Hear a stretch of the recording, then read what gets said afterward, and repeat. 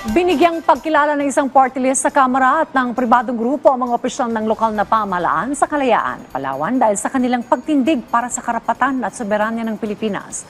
Samantala namataan naman ang dalawang warship ng China sa ika-14 na maritime activity ng Armed Forces of the Philippines sa West Philippine Sea. May report si Patrick De Jesus. Tiniyak ng West Philippine Sea Block sa Kamara ang suporta para palakasin pa ang munisipalidad ng Kalayaan sa Palawan. Kabilang na rito ang panukalang batas para sa sapat na pondong ilalaan sa karagdagang infrastruktura at social services sa Pag-asa Island na tanging okupadong feature ng Pilipinas na may sibilyang Pinoy na populasyon sa West Philippine Sea. Ilan pa raw sa mga proyektong kailangan sa isla ay housing units, multipurpose hall, legislative building at road network. Mga around 400 million. 462 million, around that ballpark figure. So hopefully, makaupo pa kami, masinsin pa natin yung kanilang mga plano at makapag-propose tayo para makapasok dito sa current budget cycle. Muli ring binigyan diin ng WPS Block ang pagsusulong ng mandatory West Philippine Sea Education Bill sa mga eskwelahan. Kapag alam ng mamamayan ang katotohanan tungkol sa West Philippine Sea, mas mahirap tayong lokohin o malinlang at patahimikin. Kalayaan! Akin ito!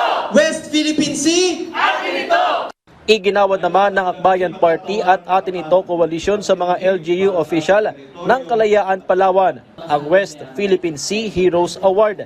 Pagkilala ito sa pagtindig ng tinaguriang Kalayaan 16 para sa karapatan at soberanya ng Pilipinas, kung saan pinatawan sila ng travel ban ng China matapos ideklara sa munisipalidad bilang persona non grata ang ambasador ng Chinese Embassy dahil sa kanilang mga pahayag.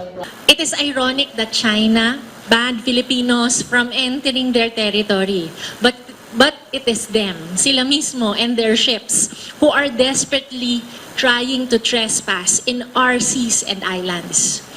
The ban is a badge of honor.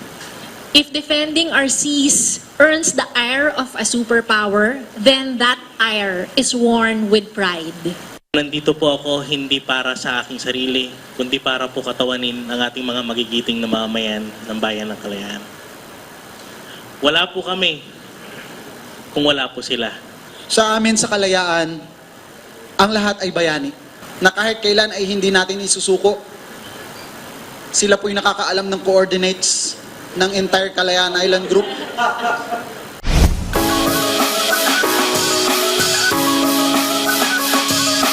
You are now listening to Water Beats.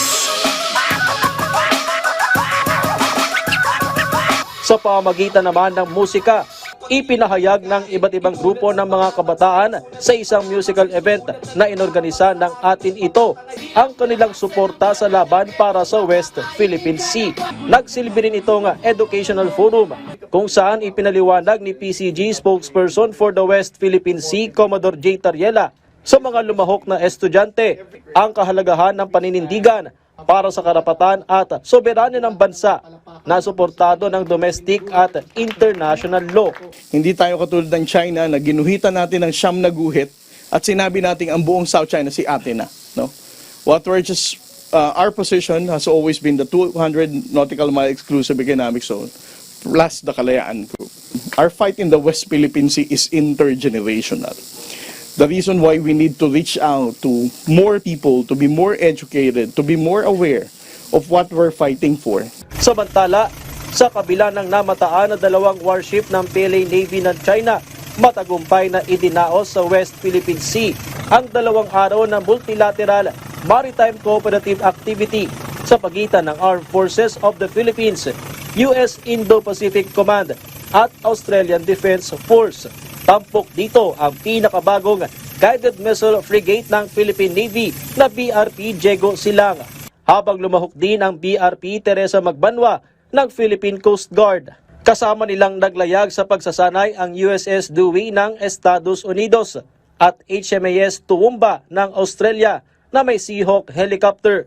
Ginamit din ang iba't ibang aircraft, kabilang ang FA-50 jets, Super Tucano, Cessna Caravan at Sokol helicopter ng Philippine Air Force habang lumipad para sa Australia at US ang kanilang mga Poseidon Maritime Patrol aircraft. Patrick De Jesus para sa Pambansang TV sa Bagong Pilipinas.